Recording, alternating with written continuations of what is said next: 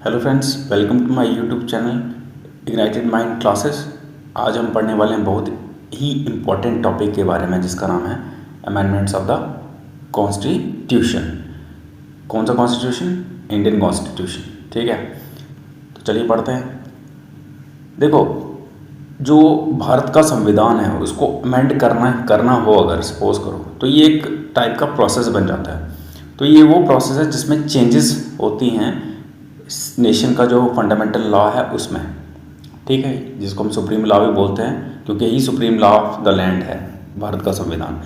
तो जो प्रोसीजर होता है अमेंडमेंट का भारत के संविधान में, तो वो किस में पड़ा हुआ है? वो है आपका पार्ट 20 में, यानी कि ये एक्स जो आपको दिखाई दे रहा है ये 20 होता है। तो पार्ट 20 में आर्टिकल 368 के अंदर ये भारत के संविधान में है। तो ये जो प्रोसीजर है ये इंश्योर करता है किसकी सैंक्टिटी? भारत के संविधान की। और ये उस पावर पर जो पार्लियामेंट एक्सरसाइज करता है, कौन सी पावर? जो आर्बिट्रेरी की अपनी मर्जी से नहीं करेगा, ये बेसिक स्ट्रक्चर को फॉलो करेगा, उसको मतलब कि उसके साथ छेड़छाड़ नहीं कर सकता पार्लियामेंट। ठीक है, अच्छा, तो आगे अगर हम बात करें, ये जो प्रोसेस है अमेंडमेंट का, ये हमने कहाँ से लिया है? साउथ अफ्रीकन कॉन्स्टिट्यूशन से। दूसरा नंबर, आर्टिकल 368 जो है, जो कि पार्ट 20 का हिस्सा है, उसमें पावर्स बताई गई हैं पार्लियामेंट की कैसे अमेंड करना है कॉन्स्टिट्यूशन। तो एक बहुत इंपॉर्टेंट जजमेंट आई थी केशवानंद भारती केस की। तो उसमें पार्लियामेंट को ये मतलब कि कहा गया था कि पार्लियामेंट जो है वो पार्ट्स जो हैं कॉन्स्टिट्यूशन के अमेंड नहीं कर सकता जो बेसिक स्ट्रक्चर से रिलेटेड हैं। ठीक है ना, मतलब वो पार्ट्स जो बेसिक स्ट्रक्चर का हिस्सा है भारत के संविधान का, उसको पार्लियामेंट नहीं छेड़छाड़ कर सकता। अगर हम आर्टिकल 368 की बात करें तो पार्लियामेंट इस आर्टिकल के अंडर अमेंड कर सकता है कोई भी पार्ट भारत के संविधान का। उसमें फंडामेंटल राइट्स भी आते हैं, बट बिना बेसिक स्ट्रक्चर को नुकसान पहुंचाए हुए, यानी कि कोई भी जो हमारा बेसिक स्ट्रक्चर है कॉन्स्टिट्यूशन का, उसको बिना अफेक्ट किए हुए। तो आर्टिकल 368 जो कि पार्ट 20 का हिस्सा है भारत के संविधान का, इसमें 2 अमेंडमेंट हैं। कितने? 2। पहला स्पेशल मेजॉरिटी ऑफ पार्लियामेंट से, दूसरा स्पेशल मेजॉरिटी ऑफ पार्लियामेंट, और उसमें half of the total states, जितने भी इंडिया में स्टेट्स हैं उनका हाफ लगा लो, उसकी रेटिफिकेशन चाहिए होती है।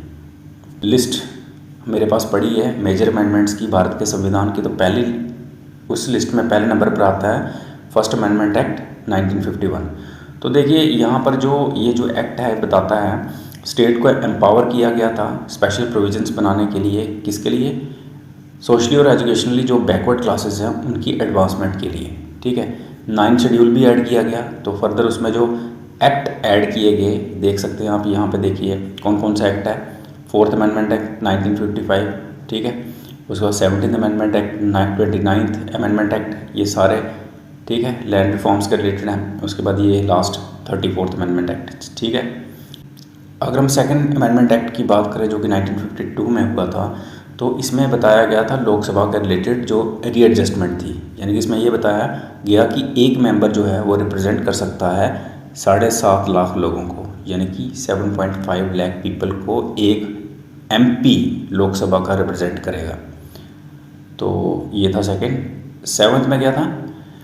इसमें प्रोविज़न बनाया गया कॉमन हाई कोर्ट 2 या 2 से ज़्यादा स्टेट्स के लिए, यानी कि 2 से ज़्यादा स्टेट्स होंगी तो उसके लिए कॉमन हाई कोर्ट। ठीक है, और ABCD और D स्टेट्स को एबॉलिश किया गया, और यहाँ पे हमारे पास आई 14 स्टेट्स और 6 UT।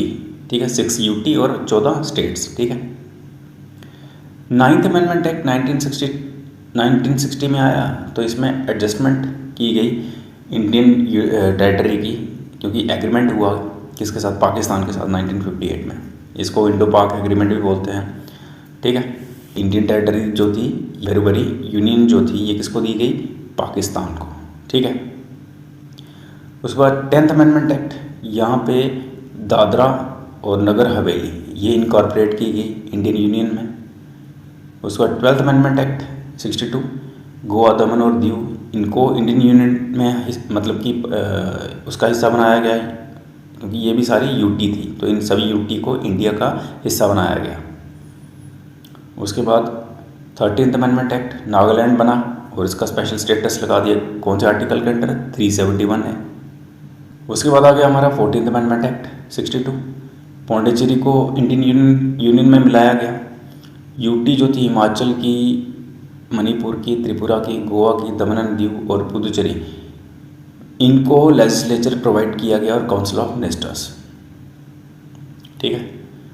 अच्छा, अगर हम 19th अमेंडमेंट एक्ट की बात करें जो कि 1966 में हुआ, एक सिस्टम था इलेक्शन ट्रिब्यूनल्स का, उसको एबॉलिश किया गया और हाई कोर्ट्स जो थे उनको पावर दी गई किसको क्या हेयर करने के लिए? इलेक्शन पिटिशंस को। 21st amendment act 67, Sindhi language जो थी इसको 8 शेड्यूल में, 8वें शेड्यूल में डाला गया भारत के संविधान में। 24th अमेंडमेंट 1971, प्रेसिडेंट की जो एसेंट थी कॉन्स्टिट्यूशनल अमेंडमेंट बिल के लिए वो कंपलसरी की गई। 26th amendment act 71, private purse और प्रिविलेजेस जो थे फॉर्मर रूलर्स जो थे प्रिंसली स्टेट्स के, उनके ख़त्म किए गए। 31st अमेंडमेंट एक्ट 72, तो यहाँ पे बहुत इंपॉर्टेंट चीज़ देखने वाली है कि लोकसभा की सीट्स इंक्रीज़ की गई 525 से 545 तक। 5th अमेंडमेंट एक्ट 74, सिक्किम का जो स्टेटस था प्रोटेक्टोरेट स्टेट का वो टर्मिनेट किया गया और सिक्किम को स्टेटस दिया गया एसोसिएट स्टेट इंडिया की। 36th अमेंडमेंट एक्ट की बात करें तो भाई 36th अमेंडमेंट एक्ट 75 में हुआ, सिक्किम फुल फ्लैश स्टेट बन गया इंडिया का। 14th अमेंडमेंट एक्ट में पार्लियामेंट जो थी उसको पावर दी गई कि वो टाइम टू टाइम लिमिट्स जो हैं स्पेसिफाई करेगी टेरिटोरियल वाटर्स की, कॉन्टिनेंटल शेल्फ की, एक्सक्लूसिव इकोनॉमिक जोन की और जो मैरीटाइम जोन्स हैं इंडिया के। ठीक है। 42nd अमेंडमेंट जिसको मिनी कॉन्स्टिट्यूशन ऑफ इंडिया बोलते हैं, तो ये बहुत ही बड़ा कॉम्प्रिहेंसिव अमेंडमेंट है, तो इसके बारे में हम अलग वीडियो बनाएंगे। ठीक है। 42nd अमेंडमेंट के बाद 44th अमेंडमेंट 78 में हुआ था और ये बहुत इंपॉर्टेंट अमेंडमेंट है। जैसे 42nd है तो ये किसके टाइम में हुआ था? जनता गवर्नमेंट के। 52nd अमेंडमेंट अब यहाँ पे बहुत इंपॉर्टेंट है ये भी, तो न्यू 10th शेड्यूल ऐड किया गया था इसके तहत, जिसमें एंटी डिफेक्शन लॉ को लाया गया। ठीक है। 61st अमेंडमेंट एक्ट 1989 में, तो वोटिंग एज जो थी उसको पहले तो 21 थी, फिर उसके बाद 18 किया गया इस अमेंडमेंट एक्ट के बाद, लोकसभा के लिए और स्टेट असेंबलीज की जो इलेक्शन होते हैं उसके लिए भी। आगे हम बात करते हैं 69th अमेंडमेंट एक्ट 91 की। यूटी जो थी दिल्ली की, उसको स्पेशल स्टेटस दिया गया एनसीटी यानी कि नेशनल कैपिटल टेरिटरी का, और 70 मेंबर लेजिस्लेटिव असेंबली और 7 मेंबर काउंसिल ऑफ मिनिस्टर्स इनको एस्टेब्लिश किया गया दिल्ली में। आगे हम बात करें 71st amendment act, Konkani, Manipuri और नेपाली लैंग्वेजेस इंक्लूड की गई 8th शेड्यूल में भारत के संविधान में, और टोटल ऑफिशियल लैंग्वेजेस कितनी बन गई? 18।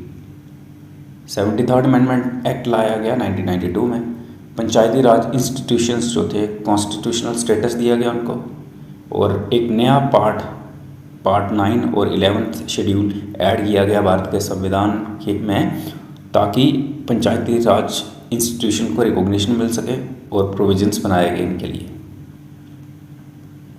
74th amendment act 92, urban local bodies जो थी उनको कॉन्स्टिट्यूशनल स्टेटस दिया गया और एक नया पार्ट जोड़ा गया 9A और 12th शेड्यूल भारत के संविधान में। उसके बाद अगर हम बात करें 86th amendment act 2002, elementary education को फंडामेंटल राइट बनाया गया। फ्री और कंपलसरी एजुकेशन जो थी वो मतलब कि की गई कि बच्चा जो 6 और 14 साल के बीच है उसको फ्री और कंपलसरी एजुकेशन मिलेगी। एक नई फंडामेंटल ड्यूटी को जोड़ा गया अंडर आर्टिकल 51A। क्या थी कि ये हर एक सिटीज़न की ड्यूटी होगी जो इंडिया में रहता है, जो पेरेंट या गार्डियन है, कि वो प्रोवाइड करेगा अपॉर्चुनिटीज़ एजुकेशन की किसको? अपने चाइल्ड को या वार्ड को जो 6 और 14 साल के बीच है। 92nd पे जो कि 2003 में अमेंड किया गया, बोडो, डोगरी, मैथिली, संथली इनको ऐड किया गया 8th शेड्यूल में, और टोटल लैंग्वेजेस कितनी हो गई कॉन्स्टिट्यूशन में 8th शेड्यूल में? 22। तो 101st अमेंडमेंट एक्ट 2016, तो आपको पता है कि 2016 में जीएसटी आया था। तो जीएसटी जो है ये कब इंट्रोड्यूस हुआ था? 2016 में, गुड्स एंड सर्विसेज टैक्स। उसके बाद अगर हम बात करें 102nd अमेंडमेंट एक्ट, तो कॉन्स्टिट्यूशनल स्टेटस किसको ग्रांट किया गया? National commission for backward classes. उसके बाद अगर हम बात करें 103rd अमेंडमेंट एक्ट 2019, 10% रिजर्वेशन, यानी कि मैक्सिमम 10% रिजर्वेशन किसके लिए दी गई? EWS वालों के लिए।